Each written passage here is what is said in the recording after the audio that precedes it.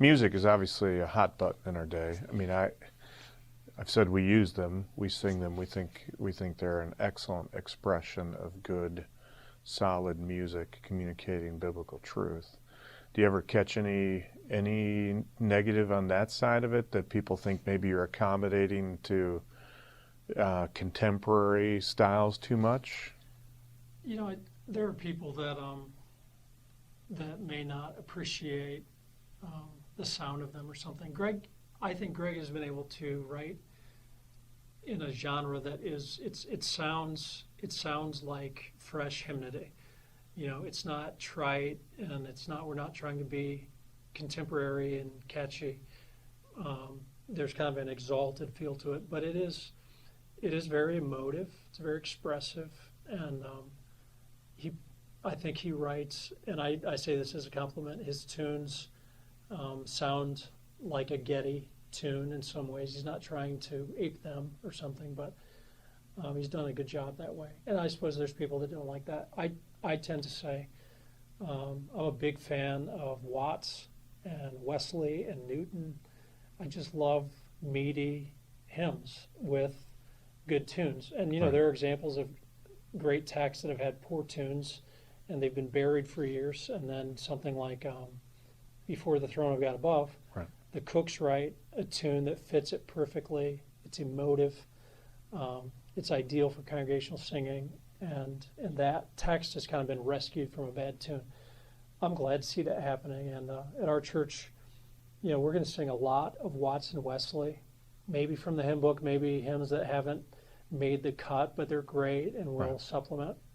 And then we'll sing some Sovereign Grace, not all. We'll sing some Getty, not all. We'll sing some Majesty or Wilds, but not all. And we'll sing some of ours, but not all. And we just we want to be intentional. We want to choose the best texts with really appropriate, beautiful music. Right. And I think that kind of discernment's good for the church. Right. You know what the original tune for Before the Throne of God was? I don't. It was Sweet Hour of Prayer. Really? That was I've heard it to a number of tunes. I don't from back, I think, in mid-1800s. It was in that one. Apparently, it didn't take. No, we did. I actually did that one night with our congregation. I had Ben play Sweet Hour of Prayer while we sang that, and then we sang it with the new tune, and it was noticeably different in how the new tune really meshed with the words, but also was, I think, more for our context. Yeah. You know, in just the style It of is singing. You know, it's a really difficult thing to do. I think sometimes people think, oh, that's, you know, it's not that hard to come up with a good tune. And I'm a text guy. I tried to write a tune and it went badly. Right. And there's just certain people that, by God's grace, they're just gifted that way. What the Cooks did on that, you know, when you get to My Name is Written on His Hands, or there's a climax in the music that mirrors the climax in the text, and there's almost a defiance about it, where there's a singing and the whole congregation is at a high point, and some people are going to take exception to this, but it can almost sound like a chant, like there's a not in a weird way, but there's a strong, full voiced celebration, and there are certain people that are able to write, if it's a text that requires that spirit, then the tune should be that way. And then there are others that you wouldn't want that. You'd want something like Sweet Hour of Prayer that's very meditative and quiet.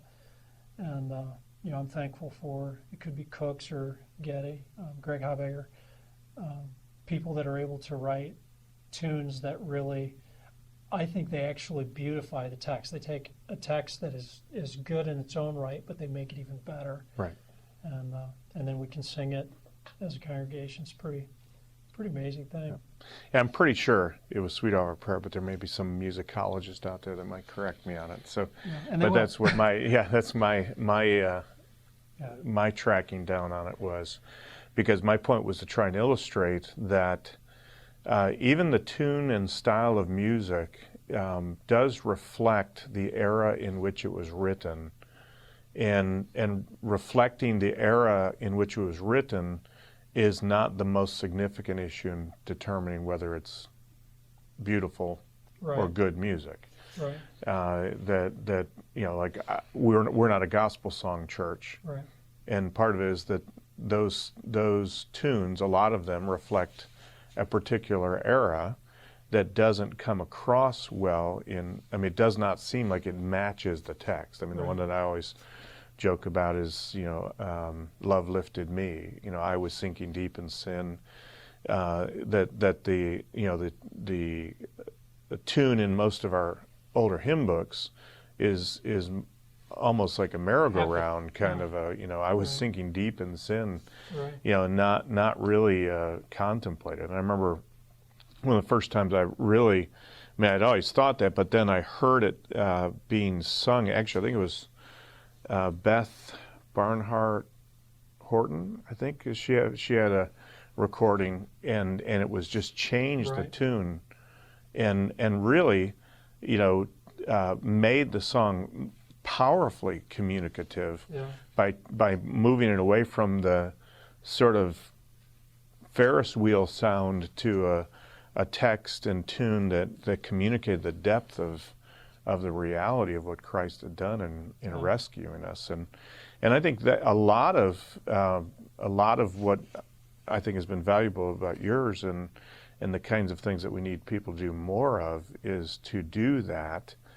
and avoid the knee-jerk reaction that sometimes can happen, that if somebody's making something new, they're making it contemporary, and contemporary is associated with compromise, and it's really a flawed path of logic that essentially prejudices, essentially gives the place of priority and prejudice to something being old. Right. Old is good, new is bad, and that's not a well-grounded nor biblical argument against the problems of a lot of contemporary music. Right.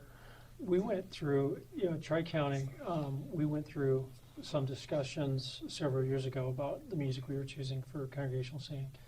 And people tend to think if it's in the hymnal, that's good and safe. Right. And then if you're supplementing, now you're on the slippery slope. And we, over time, were able to teach people we are not shifting left and we're not shifting right. We're not shifting new as opposed to old. We're just choosing, here's our grid. We want music that is theologically informed. We want it to be about Christ. We want it to be beautifully written. We want the music to support it well. And those are the kind of songs we sing. And some of them might be 500 years old, and we're singing them on purpose. And some of them might be very new. But we're not singing them to be relevant. We're not singing them to try to attract different people. It just serves our church well. And I think there probably are people that are choosing to use new songs because they're new. Right. And they're trying to posture, and that's not what I recommend. But I don't want to sing something just because it's old, or because it originated in the Carolinas, and I would feel bad if there were people that sang songs just because Church Works put them out, and somehow that makes them more useful or noble than something that the Gettys put out. Just judge them on their merits, on the text and the music. And I tend to think there is a sound that fits our era, but I think probably the best songs are going to be they're going to survive the test of time. Right. I hope we won't look back at, say, Before the Throne of God Above. I hope in 100 years, if the Lord tarries, people won't look at that and roll their eyes. I think there is, in really great hymn tunes, there tends to be something that works in multiple generations. And for my part, and who cares what I think, I guess. But I think Sovereign Grace, they write a lot of tunes that are temporary and probably won't last. And then, like "Oh Great God," has a hymn feel, and probably is going to have a little bit longer shelf life. I think the Gettys, it's not frustrating to me. I love it, but I look at their songs and I think, oh, there's probably, you have to sift and sort. They hit pretty consistently. Really strong texts, really strong tunes, and I think we're blessed to live in a day that is kind of a revival of good congregational music. Right. It's not a threat. I think it's a great blessing. Yeah. I think the key word you said there is congregational music, because I think even if you took Before the Throne, clearly there are many versions of it being done Right. that are going to be looked at in 10 or 15 years, and people are going to think, what in the world were they doing? Right. But the sort of core version of it that's designed for a congregation to sing has incorporated elements that are not going to make it have that same kind of dated feel, because Right. it has a sturdier base connected to it than You mean bass like B-A-S-E. Oh, gotcha. Yeah, you got to get ready because you're going down south. Freudian. Got to get that bass guitar going. I think this is a pretty intricate conversation, but I think when you strip music of the big sound, of the big instrumentation, and it might be the bass, Right. drums, guitar, or it might be pipe organ, but when you strip it down just to the bare bones of the harmonies and the text, really good songs will endure that. Right. And I think there's a lot of songs that if you take away the big accompaniment, you start thinking, that's really not that great. Right. And but we're living in a day when a lot of songs are being produced that are they're exceptional, and for the most part, I think the people that are writing those also have a real appreciation for Watts, Wesley, those sorts of texts, and I'm just glad that there is a lot of thought being given to Christ-centered doctrinal Right. music. And a simplistic distinction between them is, I think the ones that are being written for performers tend to have irregularities that make Right. it hard for an entire congregation to sing. I agree. They could listen to someone sing it and think that's a beautiful song, but if they tried to sing it, it's not designed for a congregation to sing. Whereas the ones that are written for the congregation to sing, I think, have that stability. That's what I mean by the bass. That Right. that it will transition through for the most part if it has Right. good text, good tune, and is not trite in either of those, then I think it will have some sustaining capabilities to it. Well, ChurchWorks has intentionally said we're writing congregational music.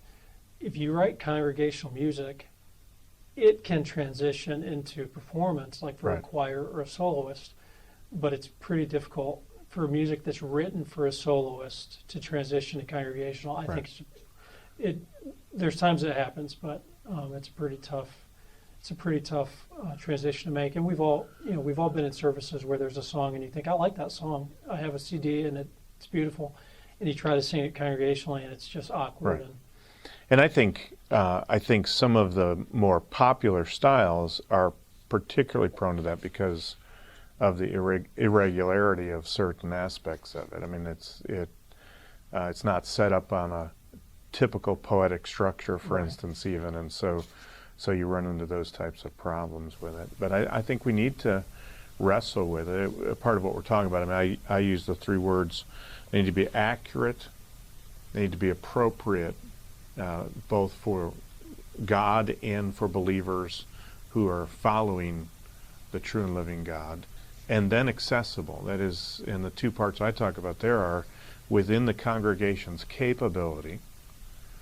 I mean, if the congregation can't sing it, then it's not a beneficial worship Right. vehicle. And I think within the congregation's culture, in the sense of what we would normally think of in terms of cross-cultural. That is, I wouldn't think that I would go over to an Asian culture and import Western music. And I do need to wrestle with the facts of, we live in a time and a place. What are the appropriate ways in which we would sing within our culture, and not necessarily think our mission is to preserve the sound of a particular earlier culture. Part of what we're talking about is that music that's done well transcends those cultures, because it's that more narrow cultural feel, because it's built on timeless beauty, Right. rather than something that has a beauty that's very much, like this moment. So we look back at how people dressed in the 70s and we go, who in the world thought that looked good? Yeah. And what we tend to do is sometimes we can get caught into that narrow silo of what's attractive, but not necessarily have it be timeless. Yeah. And I think if we can operate on what is timeless beauty, what's communicating truth consistently across the board, then I think we've got, we can do what you're doing, which is have new hymns that accurately communicate the truth in a way which is appropriate for believers and accessible to people who live now, and therefore have a congregational worship that is a ministry of the body and not just the few. Right.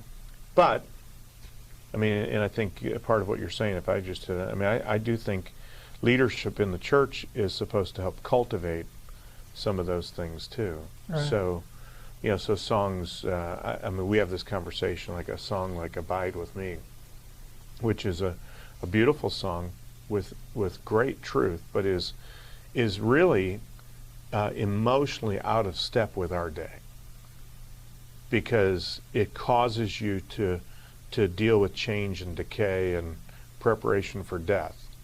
And people want to come together and they want to be happy and they want to have something peppy and they want to have, and so sometimes people can take those kinds of songs, which really are meaningful for worship, and sort of push them away because we just want to sort of keep things a little bit lighter, because that's the culture we live in. Right. And I think that's where we start to get dead-ended in terms of, this is probably not the softest way to say it, but emotional immaturity. Yeah. So we won't worship like the Psalms, which run the span from, joy and delight to lament. Yeah. Because lament sort of freaks people out in our day. Right. So let's move that away. And the argument is definitely, when people talk about let's worship like the Psalms biblically, let's be joyful, let's be exuberant, I don't disagree. There is a place for an emotional expression of joy. Right. But the Psalms also have emotional expressions of sorrow. And you talk about like Abide With Me. Right. What we're after is not, we don't want something that is relentlessly happy. We want something that is appropriate to the text. Right. We just sang this last Sunday, all the hymns we sang were Wesleyan hymns about Christ. And Wesley hymns just tend to give themselves to these really upbeat, everybody leaves church hoarse, and you're singing out, and it was great. But then there's times where you're taking the Lord's table, and to sing "O Sacred Head Now Wounded," it is time for us to emotionally reflect the sorrow of Christ's suffering. And right. there's, you call it, I guess, an emotional maturity, but it's running the gamut of the human emotional experience, but it's also reflected in the perfect emotions that are communicated by Scripture. Right. And I think a lot of contemporary songs and a lot of the gospel songs, neither of them will get you to that place. I agree. Because they are designed on a really much more popular mindset that accommodated the spirit of the day, which was a little more carefree. And I can remember, years ago, people talking about planning services, and we need to have an up-tempo song here, and Right. Everything's sort of staging worship in a way that I think is not healthy. Yeah. So I think it's a good thing, and I'm encouraged by what you're doing and what some others are doing to help have triumphant songs, as well as songs that you have to engage and really have a sense of feel the weight of that song, and let the truth sink in as you're singing it. And it may take the decibels down a few notches, but that's not a bad thing. Right. It can be a very good thing for people to engage at that level where they're really having a sense in their affections about this truth that's moving them toward Christ and what He's done. Amen. So thanks for what you're doing.